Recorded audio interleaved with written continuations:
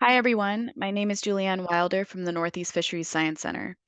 In this presentation, I will give updates on current passive acoustic monitoring, or PAM, projects from our passive acoustic branch, which Genevieve Davis has presented on in previous years. I'd like to thank my co-authors and other collaborators who have all made this work possible. Content from this presentation may be shared on social media. This first map shows current archival bottom-mounted recorder locations colored by the project POCs.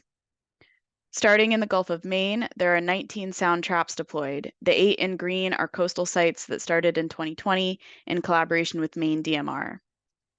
There are 11 sites north of Georges Bank that were deployed in 2022.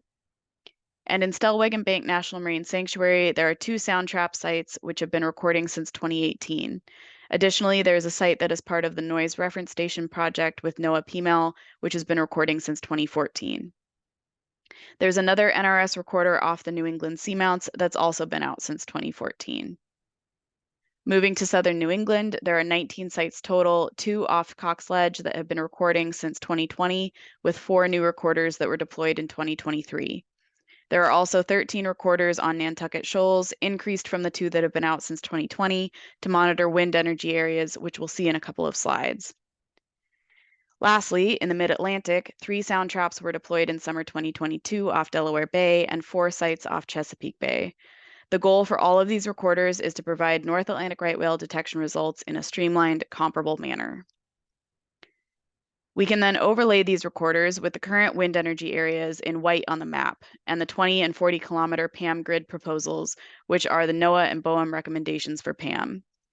With the increase in PAM occurring, these downloadable grids are a great tool to enable cohesive effort in planning PAM so we avoid duplicate effort and ensure the best coverage possible. This map shows current NEFSC and collaborator recorders color-coded by project POCs. If you're planning any PAM projects, we encourage you to send your recording locations and timelines to the Regional Wildlife Science Collaborative so we're all aware of what efforts are in the works. This map here shows updated results for recorders that have been analyzed for right whale detections using Mark Baumgartner's LFDCS. Red points show recorders that had at least 1 day of right whale detections, and black points show recorders that had no right whale detections during the period. This slide shows a summary of January through June 2022 with the ranges of number of detections per month at each site for that time period. This slide shows a similar summary of results for July through December 2022. Feel free to pause if you need more time to look at the details. All of these, as well as previous and future results, can be viewed in more detail on PACM, which I'll show shortly. Every 6 months, we create summary reports of right whale detections in the Northeast. If you're interested in being added to the report distribution list, please email Genevieve Davis. You can also check out the report card where we've compiled all North Atlantic right whale reports for all NEFSC and collaborator data from the last 5 years of acoustic detections. Again, all of the information generated on these reports is also available on PACM, which stands for our Passive Acoustic Cetacean Map, our interactive data visualization website. PACM allows you to view all acoustic detection data for various species, including right whales, available for request through our North Atlantic Right Whale Consortium Passive Acoustic Detection Database, which is near completion. The goal of this is to have an interactive website that allows for exploration of all publicly available passive acoustic detection data sets in one place. Anyone can contribute their acoustic detection data to PACM using data templates we've created. These templates allow contributors to submit formatted detection data, metadata, and GPS data for mobile platforms. There's also a template for 24-hour North Atlantic right whale acoustic detection reporting for mitigation efforts.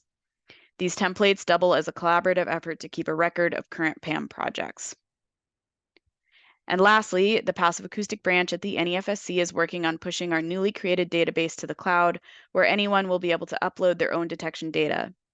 Once submitted, the detection data will be QA/QC'd, and once approved, it will be part of the North Atlantic Right Whale Consortium Passive Acoustic Detection Database, viewable on PACM, and available to be requested by anyone with permission from the data contributors. Thank you to all of the wonderful people involved in these projects, and thank you for listening. I look forward to answering any questions during the meeting.